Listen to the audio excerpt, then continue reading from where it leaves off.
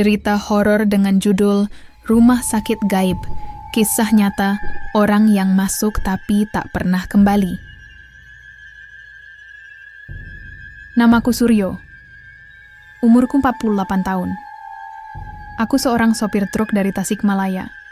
Sudah puluhan tahun bolak-balik antara Jawa Barat ke Jawa Tengah. Mengirim barang, membawa beras, kadang juga mengantar sayur. Aku tinggal sendirian di rumah tua milik almarhum ayahku. Istriku pergi beberapa tahun lalu karena penyakit jantung. Sejak itu, aku hanya punya anak semata wayang, Dudi, yang kini kuliah di Bandung. Aku jarang pulang, lebih sering di jalanan. Di sini, aku merasa ada tujuan. Malam ini, aku sedang dalam perjalanan dari Cirebon ke Solo. Cuaca buruk. Hujan deras sejak tadi malam. Jalanan licin. Pohon-pohon bergoyang diterpa angin kencang. Aku lelah setelah seharian menyetir tanpa henti. Jam sudah menunjukkan pukul 23.45 malam. Aku mencoba mencari tempat berteduh. Lalu, aku melihatnya. Sebuah rumah sakit besar. Putih menyala redup di pinggir jalan yang sebelumnya tidak pernah kutahu. Gedungnya modern. Bersih. Tidak terlihat seperti rumah sakit daerah pelosok. Pelang kayu usang di gerbangnya berbunyi. RS Penjaga Alam, buka 24 jam. Aku ragu-ragu. Tapi badan ini sudah basah kuyup. Aku parkirkan trukku, lalu masuk. Di dalam, udara terasa sangat dingin. Bau alkohol dan Kamboja menyusup ke hidung. Tidak ada suara mesin atau TV. Hanya suara detak jam dinding yang terlalu keras. Aku mengetuk meja resepsi. Tidak ada siapa-siapa. Hanya secarik kertas di atasnya. Silakan tunggu. Kami akan segera datang. Aku duduk di ruang tunggu, kursi empuk, terlalu empuk. Seperti sedang menelan tubuhku. Beberapa menit kemudian, langkah-langkah halus terdengar dari lorong belakang. Lalu muncullah seorang wanita muda. Seragam perawat putih, senyumnya ramah. Selamat malam, Pak. Anda butuh pertolongan? Aku menggeleng pelan. Cuma mau istirahat sebentar. Hujan deras sekali. Saya nyasar dari jalur utama. Perawat itu menatapku dengan sorot mata murung. Anda bukan orang pertama yang bilang begitu. Ia memberiku segelas teh hangat. Minumlah dulu, biar tubuh Anda tidak kedinginan. Aku meneguknya cepat. Rasanya manis, tapi ada rasa logam di lidahku. Setelah itu, aku mulai merasa mengantuk. Dan saat itulah, aku baru sadar satu hal. Aku tidak ingat bagaimana caraku sampai ke sini.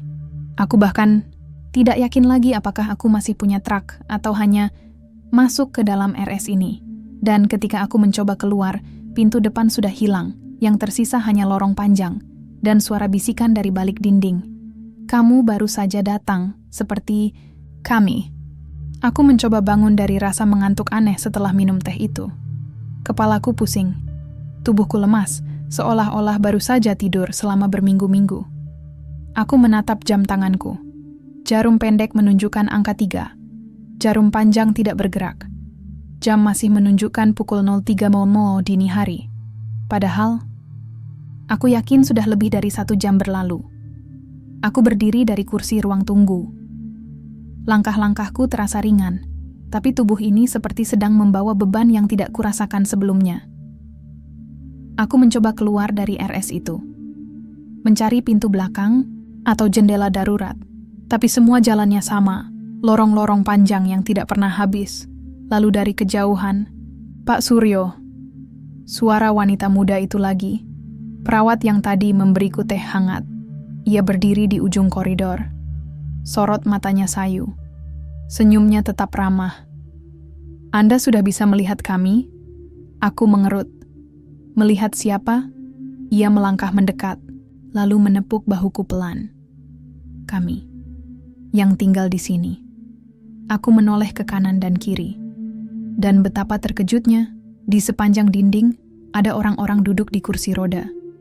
Tapi mereka tidak bergerak, tidak bernapas, hanya memandang lurus ke depan. Aku mundur selangkah, ingin lari. Tapi langkah-langkahku terasa berat.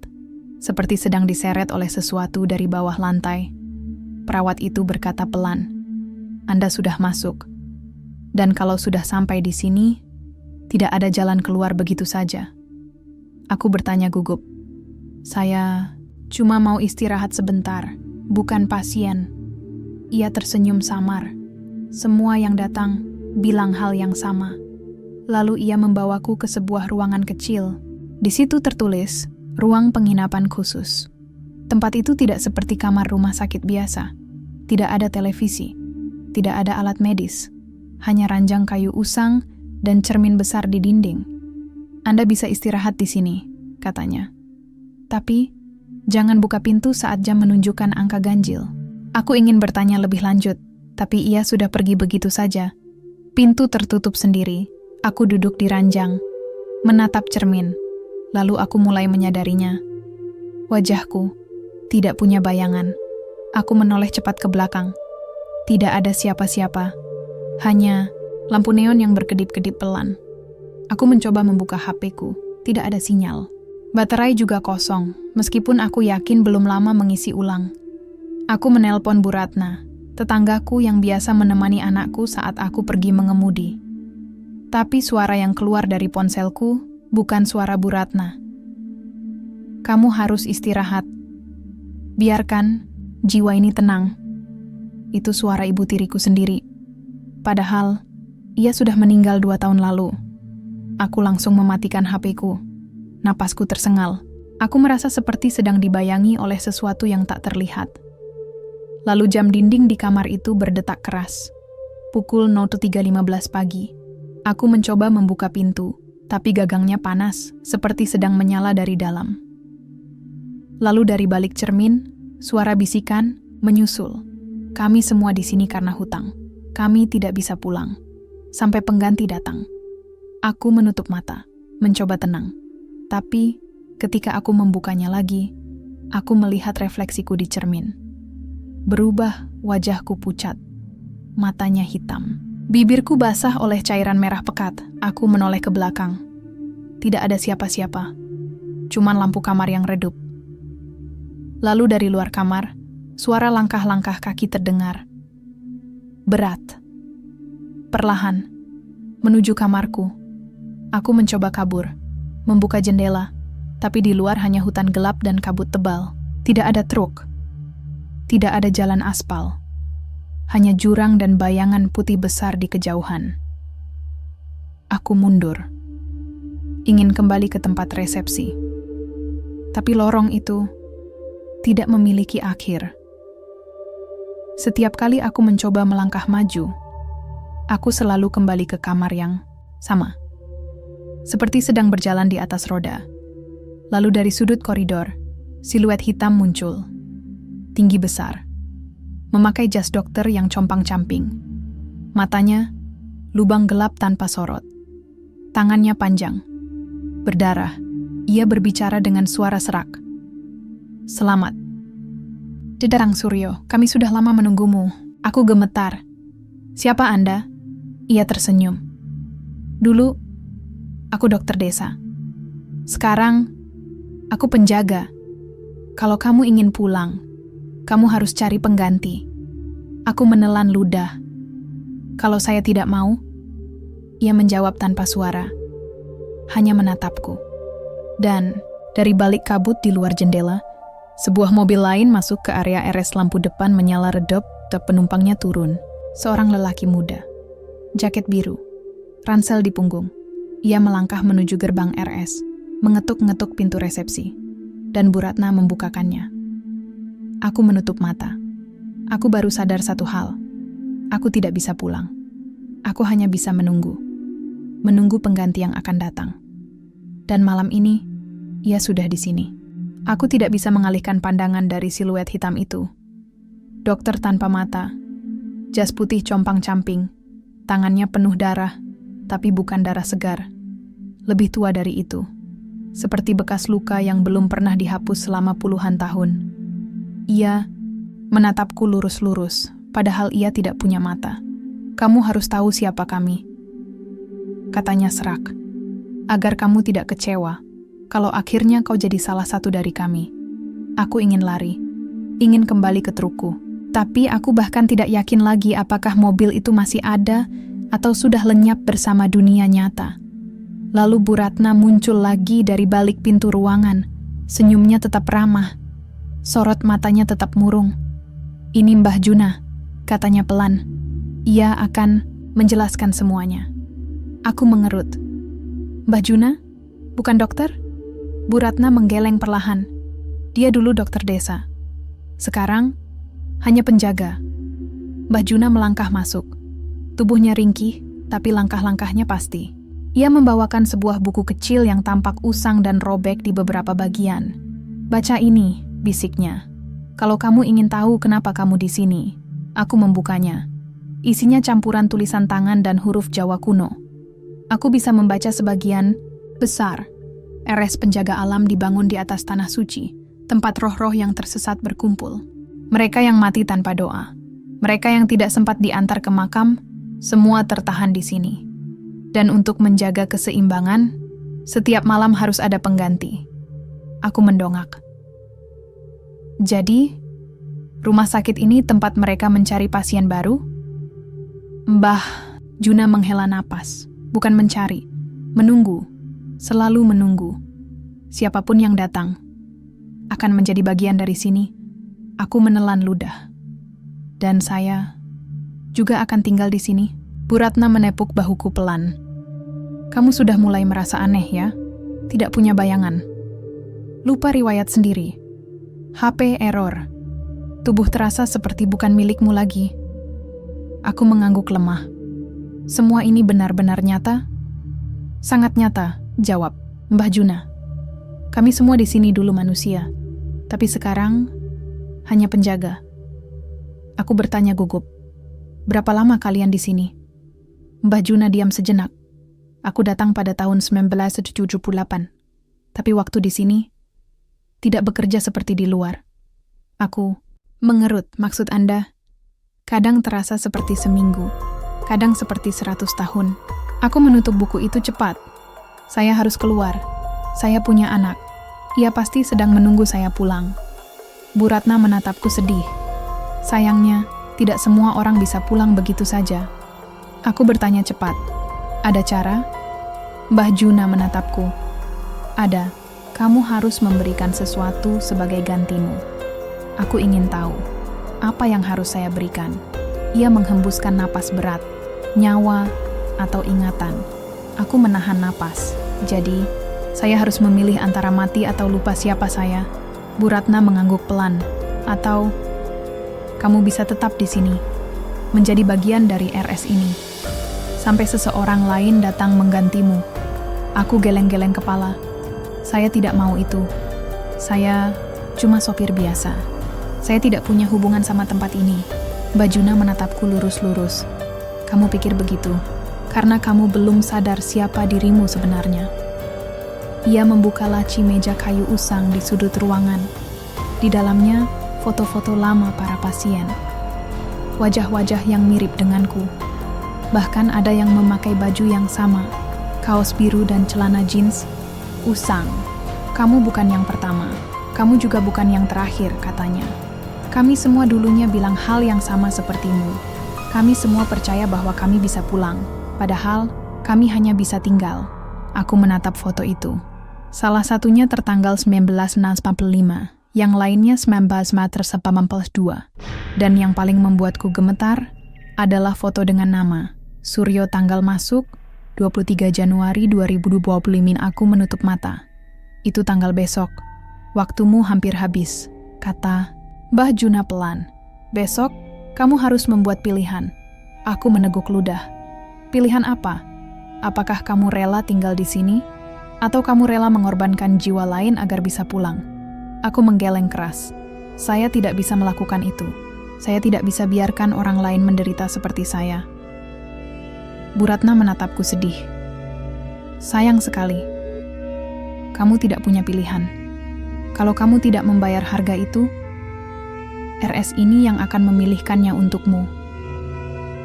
Malam itu, aku mencoba kabur lagi. Aku menyusuri lorong demi lorong, mencari jalan keluar. Tapi setiap kali aku sampai di ujung, aku selalu kembali ke kamarku, seperti sedang hidup dalam lingkaran waktu yang tidak bergerak. Di kamar, aku mencoba tidur. Tapi malam ini mimpi buruk datang. Aku bermimpi tentang operasi. Aku berada di atas meja bedah. Dokter hitam berdiri di depanku. Tangannya memegang pisau, bedah, lalu ia berkata, "Kami tidak akan menyakitimu, tapi kami butuh bagian darimu agar kamu bisa pulang." Aku ingin berteriak, tapi suaraku hilang. Lalu ia menusukkan pisau itu ke dadaku, perlahan, dengan hati-hati. Aku merasakan rasa dingin, menusuk kulit, tapi tidak sakit, hanya kosong. Seolah-olah ia sedang mengambil sesuatu yang bukan organ tubuh. Lalu ia berkata, "Kami ambil ingatanmu, biar kamu bisa pulang. Tapi kamu tidak akan tahu kenapa kamu pergi, atau kenapa kamu kembali." Aku terbangun basah oleh keringat napas. Pendek-pendek, HP-ku mati. Jam dinding berhenti, dan di cermin kamar, refleksiku tidak ada lagi. Aku menoleh ke belakang. Masih tidak ada bayangan. Aku menutup mata. Aku tidak tahu lagi apakah aku masih manusia, atau sudah menjadi bagian dari RS. Ini, aku tidak bisa tidur lagi setelah mimpi itu. Di kamar RS penjaga alam ini, udara dingin menusuk kulit, bau Kamboja menyengat hidung, dan dari balik dinding, suara napas pelan terus terdengar, seperti ada sesuatu yang sedang bernapas di luar sana. Aku mencoba membuka pintu kamar, masih terkunci dari dalam. Tapi kali ini, tidak ada gagangnya, hanya permukaan datar dan dingin. Lalu dari celah bawah pintu, sebuah surat muncul, kertas usang, tulisan tangan yang pudar. Aku mengambilnya cepat. Kami semua di sini karena hutang. Kami semua ingin pulang, tapi kami tidak bisa. Selama RS ini masih berdiri, kami harus tinggal. Aku menelan ludah. Siapa yang menulis ini? Dari belakang, Bu Ratna muncul. Senyumnya tetap ramah, tapi matanya murung. Mereka yang sudah lama di sini. Mereka yang lupa siapa mereka. Aku bertanya gugup. Ada cara untuk membuat mereka pergi. Ia menggeleng pelan. Hanya satu cara. Harus ada pengganti. Aku mundur selangkah. Jadi, kalau tidak ada orang lain yang masuk ke RS ini, mereka akan tetap tersesat. Bu Ratna menatapku sedih. Dan kamu juga tidak akan bisa pulang. Aku merasa seperti diseret oleh beban tak terlihat. Aku memutuskan untuk menyelidiki lebih jauh. Aku melewati lorong-lorong gelap yang tidak pernah habis. Sampai akhirnya aku sampai ke ruang arsip. Pintunya terbuka sendiri. Di dalam, lemari-lemari tua berderet rapi. Di atas meja, sebuah buku besar terbuka, seperti sedang menunggu dibaca. Aku membukanya. Isinya daftar nama-nama pasien, tanggal masuk, riwayat penyakit. Tapi yang paling aneh, semua tanggal masuk hanya berisi angka ganjil, dan semua riwayat medis sama persis denganku. Aku melihat salah satu nama, Suryo, masuk 23 Januari 2025. Belum keluar. Tanggal besok, tanggal hari ini, aku mendongak, ingin lari. Tapi langkah-langkahku tertahan. Lalu dari sudut ruangan, Mbah Juna muncul. Matanya kosong. Tubuhnya ringkih. Ia menatapku lurus-lurus. Kamu baru saja masuk secara resmi. Aku menggeleng. Saya belum dirawat. Saya cuma istirahat sejenak. Saya belum. Ia menghela napas. Kalau kamu sudah membacanya, maka kamu sudah menjadi bagian dari sini. Aku menutup mata. Saya harus pulang. Anak saya pasti sedang menunggu. Mbah Juna diam sejenak, lalu berkata, "Kami semua punya anak. Kami semua punya janji. Tapi waktu di sini tidak mengenal manusia atau keluarga. Aku mencoba kabur, menabrak pintu, melompat dari jendela. Tapi setiap kali aku sampai di ujung koridor, aku selalu kembali ke ruang arsip. Waktu berputar, Dart RS ini tidak memiliki akhir." Lalu dari kejauhan, suara lain menyusul. Lebih banyak langkah kaki. Satu orang. Baru saja datang. Aku menoleh cepat. Di layar resepsi, depan lampu menyala merah. Pasien baru. Aku langsung berlari ke ruang tunggu. Ingin melihat siapa yang datang. Dan begitu ia masuk, aku hampir saja menangis. Itu adalah Dudi, anakku. Ia basah kuyup. Rambutnya lengket di wajah. Ia mengetuk-ngetuk meja resepsi. Ada yang bisa bantu? Saya cari ayah saya. Namanya Suryo. Ia sopir truk. Hilang semalam. HP-nya tidak aktif. Ada yang lihat dia? Bu Ratna menjawab tenang. Silakan duduk dulu. Biar kami cek. Aku ingin berteriak, ingin menangkapnya. Tapi tubuhku lumpuh. Aku hanya bisa menonton dari kejauhan. Dudi diberi teh hangat. Ia meminumnya tanpa ragu. Lalu matanya mulai mengantuk. Kepalanya turun pelan-pelan. Dan saat ia tertidur, aku melihatnya. Bayangan hitam besar menutupi tubuh Dudi. Menyelimuti jiwa kecilnya. Menyeretnya pergi. Aku menjerit, "Jangan!" Tapi suaraku lenyap. Aku hanya bisa menonton. Aku hanya bisa melihat anakku menghilang. Lalu dari balik dinding, suara-suara menyusul. Kami punya pengganti. Dia sudah datang. Aku menoleh ke Mbah Juna. Apa artinya ini? Ia menatapku sayu.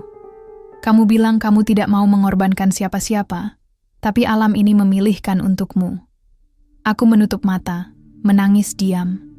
Dan ketika aku membukanya, aku sudah berada di luar RS Langit pagi cerah. Burung-burung berkicau dan HP-ku menyala. Pesan dari Bu Ratna masuk. Terima kasih telah mengingat kami. Semoga kamu tidak lupa lagi. Aku mencoba mengingat semuanya. Tapi kepala ini sakit. Ingatanku tentang RS itu mulai kabur. Yang tersisa hanya satu hal. Aku yakin sekali bahwa aku pernah masuk ke sana, dan aku yakin sekali bahwa aku meninggalkan sesuatu di dalam. Aku tidak tahu bagaimana aku bisa sampai di sini lagi. Langkah-langkah kakiku terasa ringan, tapi tubuh ini seperti sedang menyeret beban besar. Aku duduk di pinggir jalan kecil dekat hutan belakang Tasikmalaya, di bawah pohon tua yang sudah lama ku tinggalkan. HP-ku menyala, baterai penuh, semua aplikasi aktif. Tapi pesan terakhir dari Bu Ratna masih terngiang-ngiang di kepala. Terima kasih telah mengingat kami, semoga kamu tidak lupa lagi. Lalu aku melihat jam tanganku. Tanggal 24 Januari 2025, pukul 06.30 pagi, aku pulang, atau setidaknya, begitu rasanya. Aku mencoba menelepon Dudi. Ingin mendengar suaranya. Ingin memastikan ia baik-baik saja. Beberapa kali nada tunggu berdering. Lalu, maaf, nomor yang Anda tuju tidak aktif. Aku menelan ludah. Padahal semalam, aku yakin sekali bahwa ia datang ke RS itu dan ia lenyap. Aku naik ke motor tua yang kutemukan di tepi jalan. Aku tidak ingat punya motor. Tapi kunci menyala, dan helm kompang camping itu juga ada di jok. Aku pulang ke rumah. Jalanannya familiar. Rumah kayu itu masih sama. Atapnya sedikit bocor, tapi tetap rumahku. Di dalam, semua berantakan. Seperti tidak dihuni selama beberapa minggu. Aku membuka HP-ku dan mengecek foto-foto lama. Ada satu foto Dudi. Tapi saat aku zoom in wajahnya, ia tidak punya bayangan. Aku menutup mata. Aku mulai meragukan apa yang kulihat sebagai nyata. Malam hari tiba cepat. Aku tidak bisa tidur. Aku hanya bisa menatap langit dari halaman belakang. Langit gelap tanpa bulan. Kabut tipis turun meski cuaca cerah. Aku memutuskan untuk pergi. Aku harus kembali ke RS itu. Harus tahu kebenaran tentang Dudi. Aku naik motor itu. Jalanan desa lengang. Hanya sesekali terdengar suara angin atau anjing menggonggong. Aku melewati jalur yang sama seperti malam itu. Jalan berbatu, hutan lebat, jurang hitam di kanan kiri. Setelah 1 jam berkendara, aku melihatnya. Pelang kayu usang itu, RS Penjaga Alam, buka 24 jam. Aku langsung parkir dan masuk. Gedung itu tetap sama. Dingin menusuk, bau alkohol dan Kamboja menyengat. Lampu neon menyala redup. Dan dari resepsi, Bu Ratna duduk, menyapaku dengan senyum yang tidak pernah berubah. Kamu kembali. Lebih cepat dari biasanya. Aku bertanya serak. Di mana Dudi? Di mana anak saya? Ia diam sejenak, lalu menjawab pelan. Dia sudah menjadi bagian dari sini. Kami ambil dia, karena kamu tidak mau tinggal.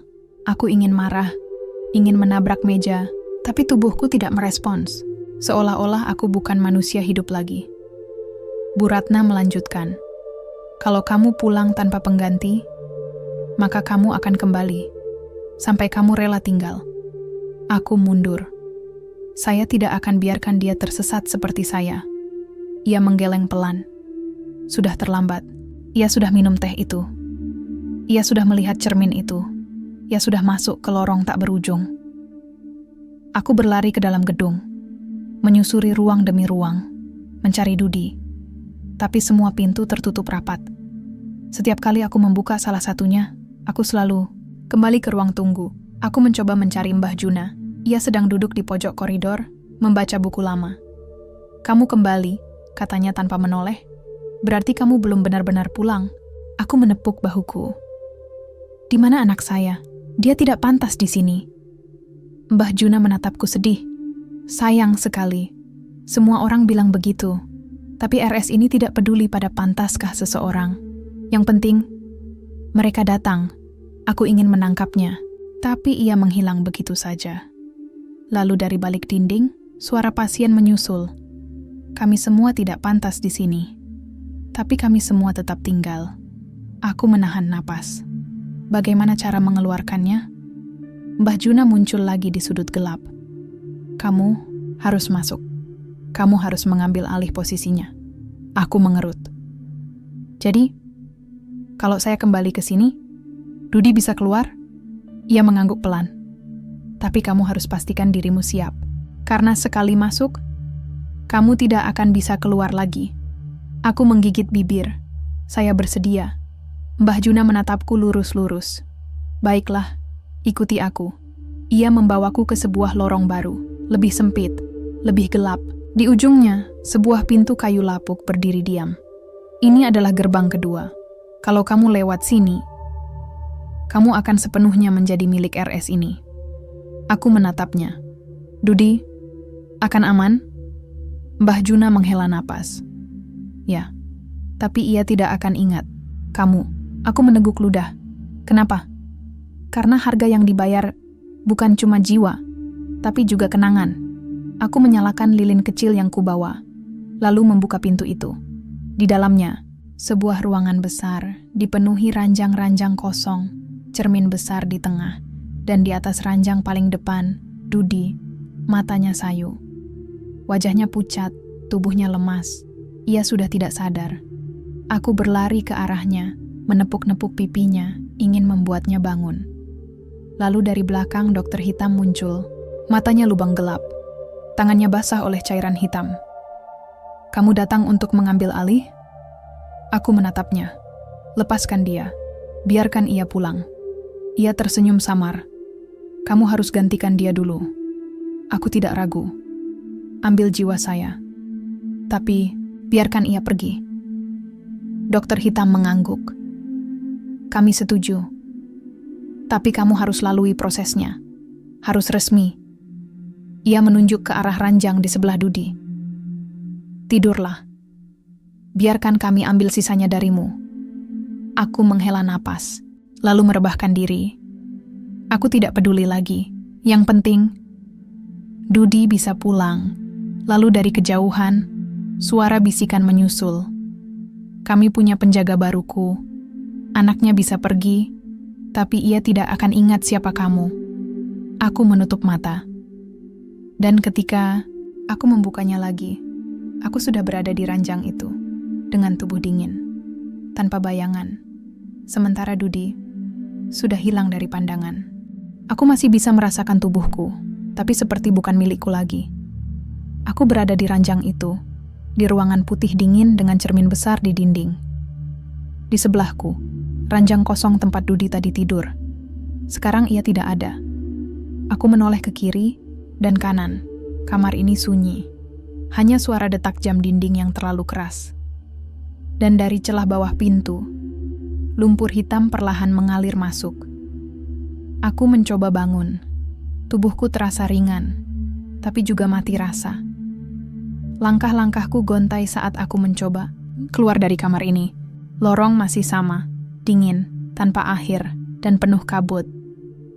Lalu aku melihatnya. Sebuah goresan merah di dinding koridor. Darah masih basah, dan di bawahnya tertulis satu kalimat. Dia sudah pulang. Kamu akan tetap di sini. Aku menutup mata. Aku baru sadar satu hal, Dudi benar-benar pulang. Tapi ia lupa padaku. Dan mungkin seluruh hidupnya juga akan lupa siapa diriku. Aku mencoba kembali ke ruang arsip. Ingin membaca lebih banyak tentang RS ini. Ingin tahu apakah ada cara untuk membuat... Dudi ingat lagi, di jalan, siluet-siluet mulai mengelilingiku. Mereka adalah pasien-pasien lain. Wajah-wajah yang kulihat semalam. Semua diam. Tidak punya bayangan. Tapi mereka bisa bicara. Salah satunya berkata, "Jangan cari lagi. Kami semua pernah kehilangan seseorang. Lalu kami sendiri yang hilang." Aku bertanya serak, "Berapa lama kalian di sini?" Seorang wanita tua menyambung, "Aku masuk tahun 1992. Suamiku sakit parah. Aku cari rumah sakit. Lalu sampai di sini. Ia meninggal, tapi aku tidak bisa pulang. Aku menahan napas. Dan kamu tidak pernah bisa keluar." Ia menggeleng pelan. "Kalau kamu ingin pulang, kamu harus rela kehilangan sesuatu. Dan kadang, kamu bahkan tidak sadar apa yang hilang." Aku mencoba mengingat wajah Dudi, ingin memastikan bahwa setidaknya ia aman. Tapi otakku mulai menghapusnya, perlahan-lahan, seperti sedang diseret oleh waktu yang tidak adil. Lalu aku sampai di kamarku lagi. Pintu terbuka sendiri, di dalam bayangan. Hitam besar sedang menungguku. Dokter hitam permatanya lubang gelap. Tangannya memegang sebuah alat bedah kecil. "Sekarang, kamu harus menjadi bagian dari sini. Sepenuhnya." Aku mundur. Saya sudah mengambil alih. Anak saya sudah pergi. Biarkan saya tenang. Ia tersenyum samar. Kami butuh komitmen. Bukan hanya pengorbanan fisik, tapi juga jiwa. Aku menutup mata. "Apa maksudmu?" "Jiwa." Ia mendekat. Langkahnya tidak berbunyi, napasnya hangat. Dan dari balik jas putih compang-camping itu, ia berkata, "Kamu harus lupa siapa kamu sebelumnya. Lupa kenapa kamu datang. Lupa siapa anakmu. Baru kamu layak tinggal di sini." Aku menelan ludah. "Jadi, kamu akan mengambil ingatanku?" "Satu persatu," jawabnya. "Mulai dari yang paling penting. Sampai kamu tidak merindukan dunia luar lagi." Aku mencoba kabur, menabrak pintu. Tapi kali ini, pintu tidak mau terbuka. Aku dipaksa duduk di atas ranjang. Lalu dari sudut ruangan Bu Ratna datang. Senyumnya murung. "Kamu harus istirahat. Ini adalah prosesnya." Aku menatapnya. "Apa? Proses apa? Apa kalian akan mengubahku menjadi salah satu dari kalian?" Ia menghela napas. "Kami tidak mengubah. Kami hanya menjaga. Sampai seseorang lain datang." Aku meneteskan air mata. Saya tidak mau melupakan Dudi. Saya tidak mau lupa siapa saya. Bu Ratna menepuk bahuku lembut. "Sayang sekali. Itu adalah harga pertama yang harus dibayar." Lalu dari langit-langit suara bisikan menyusul. "Kami akan ambil ingatanmu secara perlahan, agar kamu tidak sakit lagi." Aku mencoba mengingat foto Dudi. Wajahnya mulai kabur. Namanya lenyap dari kepala. Aku mencoba menulisnya di dinding kamar dengan darah bekas goresan tanganku sendiri. Menulis namanya, menulis tanggal lahirnya, menulis pesan, "Jangan lupa aku." Tapi begitu HP-ku menyala dan aku mencoba membuka galeri foto, foto Dudi sudah tidak ada. Ganti dengan foto diriku. Tertanggal 1978. Aku menutup mata. Aku baru menyadari satu hal. Aku bukan hanya tersesat. Aku bukan hanya tinggal di sini. Aku sedang dihapus dari dunia nyata satu persatu. Kenangan demi kenangan. Nama demi nama. Malam itu aku tidak bisa tidur. Aku mencatat semua yang masih bisa kuingat di buku kecil yang kutemukan di meja. Tapi pagi harinya isinya lenyap. Hanya tersisa coretan kecil di pojok. Kami sudah mulai mengambilnya. Aku mencoba merekam suara. Membuat video penjelasan untuk Dudi. Tapi hasilnya hanya layar hitam. Tidak ada suara. Hanya angin yang berbisik. "Kami akan ambil semua. Sampai kamu tidak merindukan apapun lagi." Aku mencoba menggambar wajah Dudi di dinding kamar. Tapi lukisanku berubah. Wajahnya lenyap, diganti dengan wajahku sendiri. Aku menutup mata, mencoba mengingat suaranya. Tapi yang terdengar hanyalah suara Dudi yang asing. Suara yang sepertinya belum pernah ku dengar sebelumnya. "Siapa Bapak? Saya tidak mengenal Bapak." Aku menjerit, ingin menghancurkan cermin, ingin membakar RS ini. Tapi semua upayaku sia-sia. Aku pulang ke tubuhku, tapi aku kehilangan diriku. Dan sejak malam itu, aku menjadi bagian dari RS penjaga alam. Aku menjadi perawat baru, yang menunggu pasien berikutnya, yang akan menggantiku atau yang akan aku lupakan. Aku sudah tidak punya bayangan lagi. Aku juga mulai lupa wajah Dudi. Tapi aku masih ingat satu hal, dokter hitam itu. Ia bukan manusia biasa. Aku duduk di ruang tunggu perawat, mencoba membaca arsip lama tentang riwayat pasien. Tapi semua catatan kosong, hanya kertas putih tanpa tulisan. Aku mengetuk-ngetuk meja dengan jari, gelisah. Lalu Bu Ratna datang. Ia membawa secangkir teh hangat seperti biasa. "Kamu ingin tahu siapa dia?" Tanyanya pelan. "Mbah Juna bilang kamu mulai bertanya tentang dokter itu." Aku mengangguk cepat. Saya harus tahu. Saya merasa ada sesuatu yang salah tentang dirinya. Bu Ratna menatapku sedih. Dia memang bukan manusia. Tapi dulu, ia pernah jadi dokter desa. Sampai warga membunuhnya. Aku mengerut. Kenapa mereka bunuh dia? Ia menghela napas. Waktu itu, ada wabah penyakit di desa. Mereka pikir Mbah Juna adalah biangnya. Padahal ia hanya mencoba menyelamatkan nyawa. Aku terdiam. Jadi, ia dipaksa tinggal di sini karena dosa warga? Bu Ratna menggeleng pelan. Bukan hanya dia. Banyak orang yang dibunuh secara tidak adil, lalu diambil oleh RS ini. Mereka menjadi penjaga, menjadi bagian dari sistem ini. Aku menatap foto lama di dinding. Seorang lelaki tua dengan sorban dan jas putih, matanya tajam. Senyumnya murung. "Itu dia?" Tanyaku serak. Bu Ratna mengangguk. "Ya, itu Mbah Juna. Dulu dokter. Sekarang penjaga. Seperti kamu nanti." Aku menahan napas. Saya akan jadi seperti dia? Kalau kamu tetap di sini, ya. Aku memutuskan untuk menemui Mbah Juna sendiri. Aku menyusuri lorong-lorong dingin, sampai akhirnya kutemukan ia, sedang duduk di ruang bawah tanah. Di situ, banyak lampu redup bergantungan dari langit-langit. Bau anyir darah dan Kamboja sangat kuat. "Kamu datang," katanya tanpa menoleh. "Kebanyakan tidak berani ke sini." Aku duduk di depannya. "Saya mau tahu, siapa Anda sebenarnya?" Ia tersenyum samar, lalu berkata, "Aku dulunya dokter desa di Cikalong. Saat itu tahun 1978. Ada wabah demam berdarah. Aku coba obati mereka, tapi warga malah menyalahkanku. Aku menelan ludah. Lalu, apa yang mereka lakukan?" Mbah Juna menatapku lurus-lurus. "Mereka ikat aku di pohon besar. Mereka bakar hidup-hidup. Tapi rohku tidak bisa pergi begitu saja. Aku diseret ke sini, diubah jadi penjaga. Dan sejak saat itu, aku tidak pernah bisa pulang. Aku diam. Dan RS ini, tempat Anda sekarang?" Ia mengangguk pelan. "Ini adalah tempat bagi yang dibuang, yang tidak bisa dilupakan, yang belum bisa tenang." Aku menunduk. "Ada cara untuk keluar?" "Hanya satu.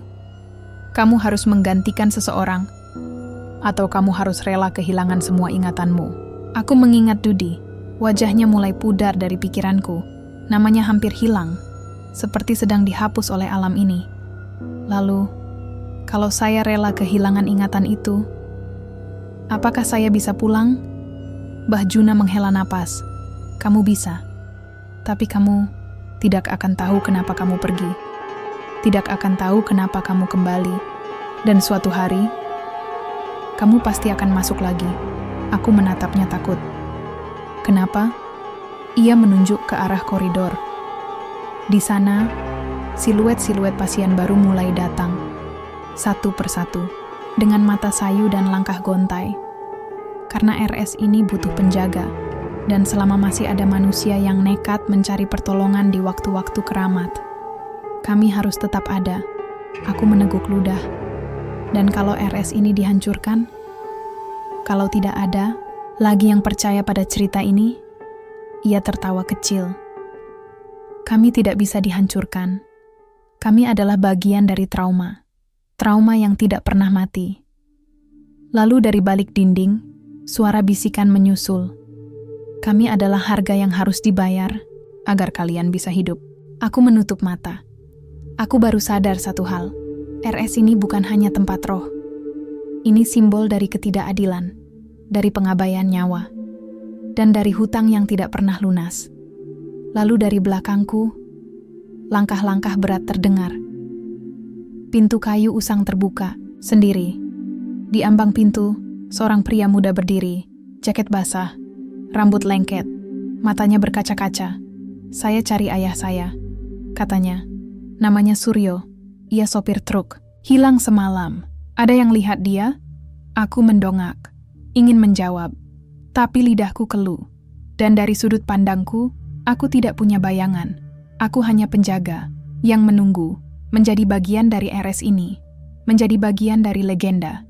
Dan pria muda itu baru saja menjadi pasien baruku. Aku tidak bisa mengalihkan pandangan dari pria muda itu. Ia mencari ayahnya, dan entah kenapa, ia langsung dipandu ke sini, ke RS penjaga alam. Lalu aku menyadari satu hal, ia bukan orang pertama yang datang seperti ini, dan aku pasti, bukan. Yang terakhir, Bu Ratna membawanya masuk ke ruang tunggu. Ia menawarkan teh hangat dan tempat istirahat. Kamu lelah ya? Hujan deras sekali malam ini. Pria muda itu mengangguk pelan. Saya cari ayah saya, katanya hilang semalam. HP-nya mati. Polisi bilang tidak ada jejaknya. Aku duduk di sudut ruangan, menyaksikan semua, ingin bicara, tapi lidahku keluh. Aku hanya bisa melihat wajahnya. Muda, mirip Dudi, tapi kali ini, aku tidak akan membiarkannya tinggal di sini. Aku mencoba mendekatinya saat ia tertidur di ruang tunggu. HP-nya masih menyala. Di layarnya ada foto lama. Seorang sopir truk tua, wajahku sendiri. Aku menahan napas. Ini bukan kebetulan. Ia benar-benar mencariku. Aku ingin menepuk bahunya, ingin berkata bahwa aku ada di sini. Tapi begitu ujung jariku menyentuh bahuku, napasnya tersengal. Matanya membuka. Lalu ia menatapku. Anda mirip bapak saya. Aku menelan ludah. Saya memang pernah kenal dia. Ia menatapku sedih. Di mana dia sekarang? Aku tidak bisa menjawab. Aku hanya bisa diam. Dan dari belakang Mbah Juna muncul, matanya kosong, sorotnya tajam. Jangan kasih tahu dia. Kalau ia tahu kamu adalah bagian dari sini, ia tidak akan bisa pulang. Aku menoleh cepat. Ada cara untuk membuatnya aman? Mbah Juna menatapku lurus-lurus. Kalau ia percaya bahwa kamu adalah manusia hidup, maka ia punya kesempatan. Tapi kalau ia sadar kau sudah jadi penjaga, maka ia harus tinggal sebagai pengganti. Aku mundur selangkah. Saya tidak mau itu terjadi lagi. Lalu dari dalam lemari arsip di pojok ruangan, aku menemukan sesuatu. Sebuah buku besar. Sampulnya kompang camping. Isinya daftar pasien yang pernah datang ke RS ini sejak tahun 1995. Aku membukanya cepat, mencari namaku. Lalu aku menemukan dua nama yang membuatku gemetar. Suryo, masuk 23 Januari 2025. Dudi, masuk 24 Januari 2025. Aku menutup mata. Anakku juga sudah menjadi bagian dari sini. Meski sempat keluar, ia tetap kembali. Dan sekarang pria muda ini baru saja membawa pesan darinya. Aku kembali ke kamarku, cermin besar di sudut mulai berubah. Refleksiku tidak lagi hitam atau kabur. Sekarang, aku terlihat nyata, seperti manusia hidup. Tapi bayangan itu tidak menunjukkan diriku, melainkan sosok lain, seorang lelaki tua, berambut putih, memakai seragam perawat biru pudar, dan di tangannya, sebuah daftar nama baru, termasuk nama pria muda itu. Tanggal masuk, 25 Januari 2025. Aku menepuk cermin, ingin hancurkan bayangan itu. Tapi dari balik dinding, suara bisikan menyusul. Kami sudah siapkan kamarnya, penggantimu sudah datang. Aku langsung berlari ke ruang tunggu, ingin memperingatkan pria muda itu. Tapi ia sudah tidak ada di situ. Yang tersisa hanya secangkir teh hangat di meja. Masih mengepul, seperti baru saja diminum. Aku menelusuri koridor. Setiap langkah terasa lebih berat dari biasanya. Aku mencoba mencari pintu keluar. Mencari jalan untuk membawanya pergi sebelum terlambat. Tapi RS ini tidak memiliki akhir. Lalu dari salah satu kamar, suara Bu Ratna terdengar. Kami sudah mulai prosesnya. Ia minum teh. Ia lihat cermin. Ia sudah masuk ke lorong tanpa ujung. Aku mengetuk pintu kamar itu. Biarkan dia pergi. Tapi tidak ada jawaban. Hanya suara alat monitor jantung yang berdetak lambat, lalu berhenti. Aku merasa seperti diseret oleh sesuatu yang besar. Aku mencoba kabur, tapi tubuhku tidak merespons. Lalu dari kegelapan, Mbah Juna muncul. Kamu baru saja kehilangan kesempatan kedua. Aku bertanya gugup. Maksudmu? Ia menatapku murung. Dia yang kamu temui tadi, bukan penggantimu. Dia adalah bayaran atas hutangmu yang belum lunas. Aku menahan napas. Hutang apa? Ia menjawab pelan. Kamu tinggal di sini, tapi kamu belum sepenuhnya rela. Dan karena itu, anakmu harus kembali. Aku menutup mata. Menangis diam, aku baru sadar satu hal. Aku tidak hanya kehilangan ingatanku tentang Dudi, aku juga membuatnya kembali ke sini. Karena aku tidak bisa melupakan masa lalu. Karena aku mencoba melawan sistem ini. Aku telah mengambil jiwanya sebagai harga. Pagi harinya, aku duduk di ruang resepsi. Aku mengenakan seragam perawat. Senyumku ramah, tapi sorot. Mataku murung. Bu Ratna memberiku daftar pasien baru. Aku membacanya tanpa emosi. Dan di situ satu nama tercantum, Dudi. Masuk 25 Januari 2025, belum sadar. Masih dalam tahap penyesuaian. Aku menutup buku itu. Menarik napas panjang, aku bukan lagi penulis dokumenter. Aku bukan lagi sopir truk. Aku bukan lagi ayah dari Dudi. Aku adalah perawat penjaga. Bagian dari RS ini. Dan setiap kali aku melihat pasien baru, aku hanya bisa berharap mereka lebih cepat lupa, agar tidak merasakan sakit yang dulu pernah kurasakan. Aku duduk di kamar perawat, membaca daftar pasien baru.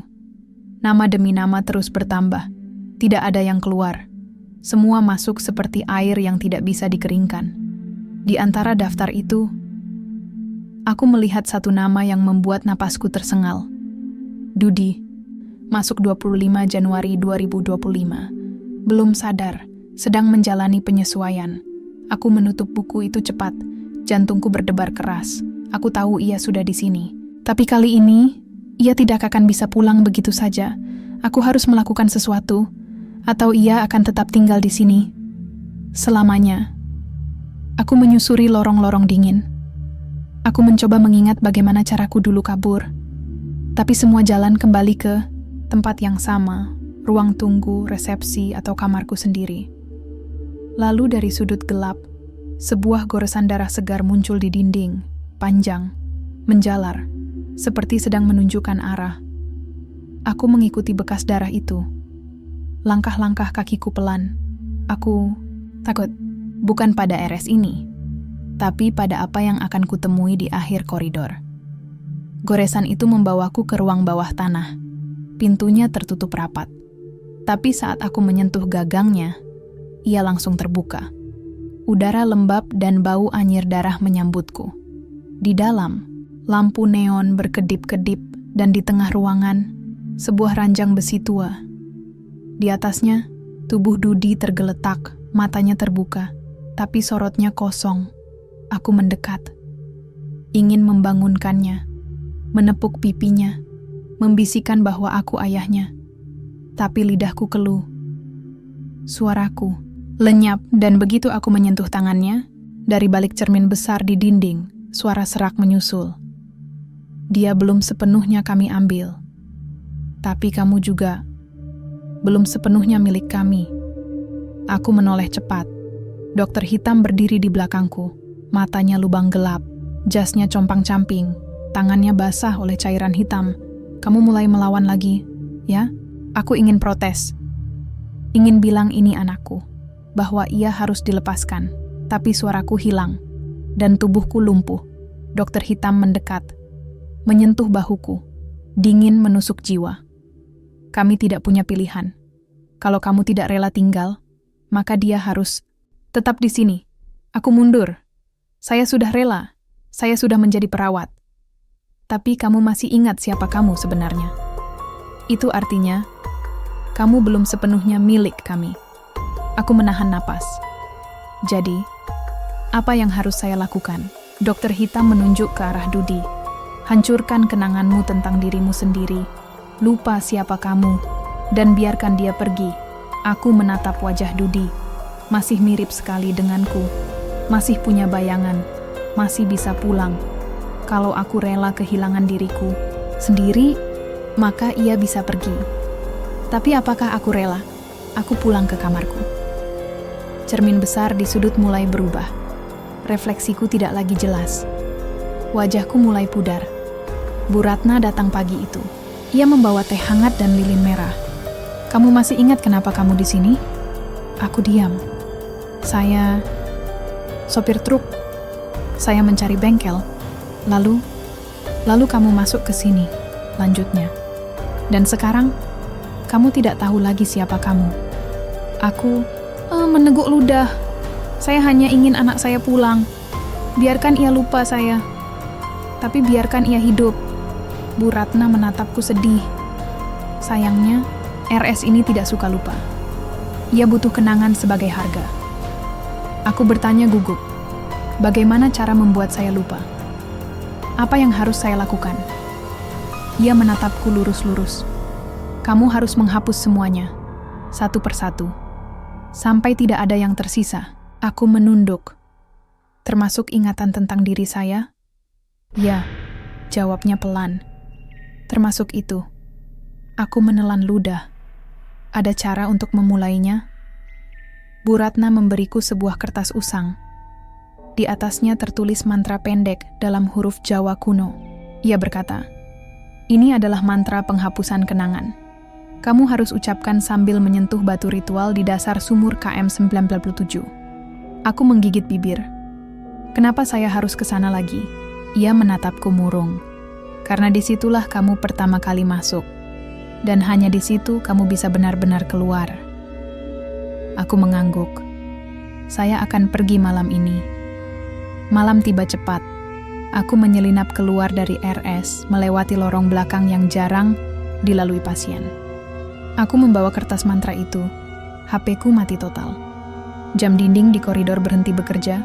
Aku sampai di pinggir hutan. KM 97 masih sama seperti sebelumnya. Sumur lama itu masih tersembunyi di balik jurang. Aku membuka pintu kayu, lapuk yang menutup akses ke dalam. Kabut tebal turun meski cuaca cerah. Aku menyalakan lilin merah dan mulai menuruni tangga usang itu.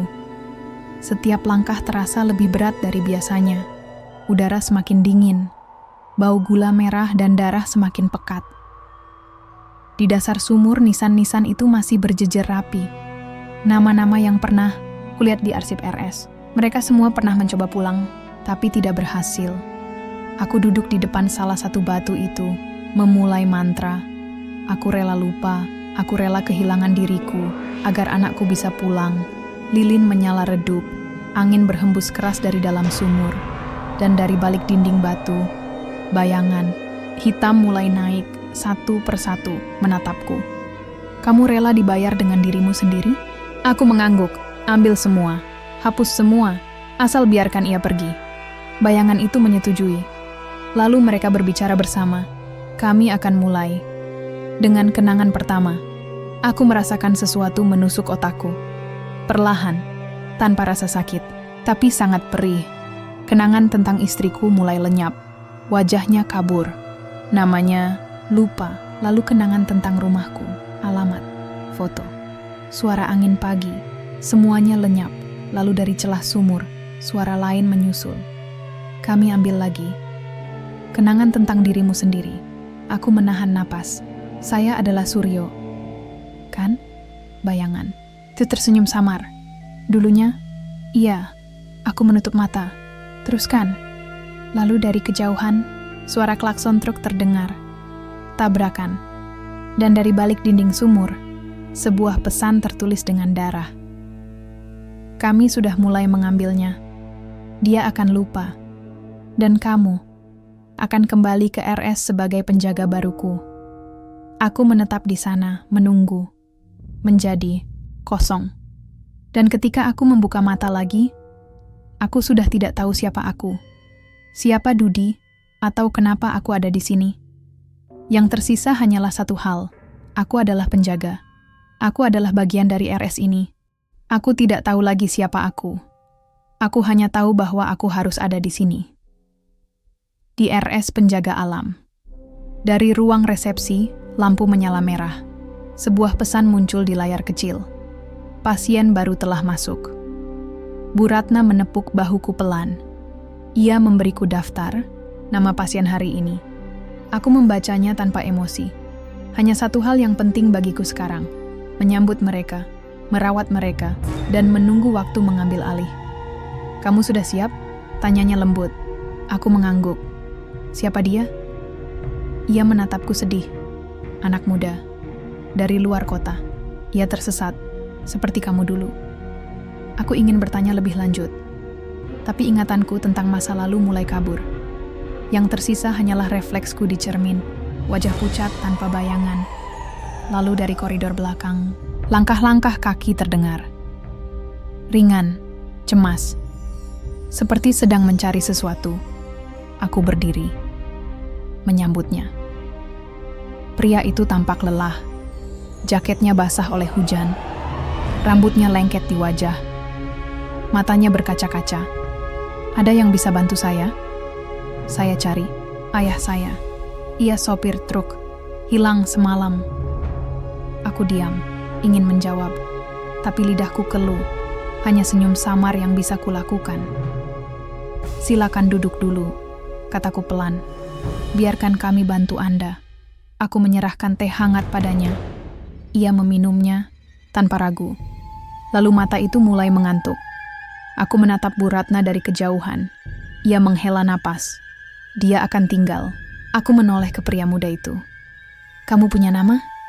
Ia menjawab serak. Saya Dudi. Aku menahan napas. Namanya familiar. Terlalu familiar. Lalu dari balik dinding, suara bisikan menyusul. Kami sudah ambil dirimu sekali. Dan sekarang kamu kembali. Aku menutup mata. Aku baru sadar satu hal. Ini bukan hanya kebetulan. Ini sistem. Dan Dudi adalah bagian dari proses itu. Aku membawanya ke kamarnya sendiri. Ruang perawatan khusus. Di situ, semua pasien baru tinggal sampai mereka benar-benar siap menjadi penjaga. Aku menyalakan lilin merah di sudut ruangan, menabur beras kuning di tiap pintu. Ini ritual wajib, agar RS tidak langsung mengambil jiwa mereka. Ada waktu untuk melupakan. Ada waktu untuk memilih. Dudi duduk di ranjang, menatap cermin, lalu ia bertanya, "Kenapa saya merasa seperti pernah kesini sebelumnya?" Aku menatapnya sedih. Kadang orang datang karena panggilan, bukan karena nyasar. Ia mengerut. Panggilan apa? Aku tidak bisa menjawab. Aku tidak tahu lagi kenapa aku mengenalnya. Aku hanya tahu bahwa ia harus tetap di sini, atau aku harus rela kehilangan sisa kenanganku. Lalu dari sudut ruangan, Mbah Juna muncul. Matanya lubang gelap, tangannya gemetar. "Kamu masih belum sepenuhnya milik kami," katanya pelan. "Jadi, ia harus menggantimu." Aku meneguk ludah. Saya tidak mau lagi membuat seseorang tinggal di sini. Sayangnya, itu harga yang harus dibayar. Kalau kamu tidak rela tinggal, maka ia harus tinggal selamanya. Aku menatap Dudi. Wajahnya mirip sekali denganku. Sorot matanya sama. Sekitaran hidup kami juga sama. Saya sudah kehilangan banyak hal, tapi saya masih ingat. Rasanya pulang. Mbah Juna menggeleng. Itu artinya, kamu belum selesai. Lalu, dari kejauhan, suara dokter hitam menyusul. Kami butuh jawaban malam ini, apakah kamu akan tinggal atau ia akan menjadi penjaga baruku. Aku mundur selangkah. Saya tidak bisa memilih itu untuknya. Kalau kamu tidak memilih, maka kami yang akan memilihkannya untukmu. Aku menutup mata, ingin protes, ingin lari, tapi tubuhku tidak merespons. Lalu dari luar, suara langkah kaki terdengar, satu persatu, menuju ke arahku. Bu Ratna masuk ke dalam. Wajahnya murung. Ada lagi yang datang. Aku menatapnya. Siapa? Ia tidak menjawab langsung. Ia hanya memberiku secarik kertas usang. Di atasnya tertulis satu nama. Suryo, masuk 23 Januari 2025. Belum keluar. Aku menelan ludah. Saya, dulunya pasien. Bu Ratna mengangguk pelan. Kamu pernah mencoba pulang, tapi kamu gagal. Dan sekarang, kamu kembali sebagai penjaga. Aku menatap cermin. Refleksiku tidak lagi jelas. Wajahku mulai pudar, seperti sedang diseret oleh waktu. Lalu dari lorong belakang, suara lain menyusul. Penjaga lama, sudah datang pengganti barunya. Aku menoleh cepat. Di ambang pintu, seorang pria tua berdiri, wajahnya sayu. Sorot matanya tajam, dan dari bibirnya, ia berkata, "Saya cari anak saya. Namanya Dudi. Ia hilang semalam." Aku menahan napas. Aku baru menyadarinya. Pria itu adalah aku. Yang dulu. Masih punya bayangan. Masih punya suara. Masih punya harapan. Dan sekarang, ia sedang mencari aku. Yang dulu. Tapi, aku sudah menjadi bagian dari sini. Aku tidak bisa pulang. Dan Dudi sudah menjadi penjaga baruku. Aku menatap pria tua itu. Wajahnya mirip sekali denganku, tapi lebih murung, lebih renta. Sorot matanya masih punya harapan, sesuatu yang sudah lama hilang dariku. Ia bertanya ke Bu Ratna. Saya cari anak saya, namanya Dudi. Ia datang ke sini, semalam, tapi tidak pernah pulang. Bu Ratna menatapku, lalu ia menjawab pelan. Silakan tunggu sebentar, kami akan cek riwayat pasien. Aku ingin bicara. Ingin bilang bahwa Dudi ada di kamar belakang. Tapi lidahku keluh. Aku hanya bisa melihat dirinya sendiri seperti sedang menonton film lama. Pria itu adalah aku dulu. Sebelum RS ini mengambil alih. Sebelum ingatanku lenyap, aku membuka pintu kamar Dudi. Ia tertidur di ranjang kayu usang. Matanya sayu. Napasnya pendek-pendek. Ia belum sepenuhnya menjadi bagian dari sini. Aku mencoba menyentuh wajahnya. Menepuk pipi itu. Ingin membuatnya sadar bahwa ia harus kabur. Bahwa RS ini tidak memiliki akhir yang baik. Lalu ia membuka mata. Langsung menatapku. Anda siapa? Aku menahan napas. Kamu harus pergi. Sekarang.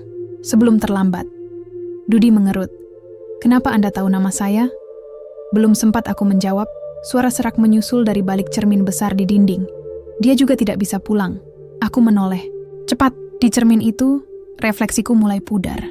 Wajahku hampir tidak terlihat, dan di tempatku, ada refleksi Dudi. Lebih jelas dari sebelumnya. Aku menutup mata.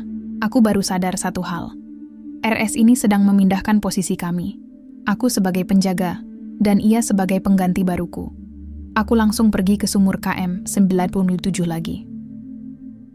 Malam ini, jam menunjukkan angka ganjil, langit gelap tanpa bulan, kabut tebal turun meski cuaca cerah. Aku melewati lorong-lorong sunyi, mencari sesuatu yang bisa membantuku.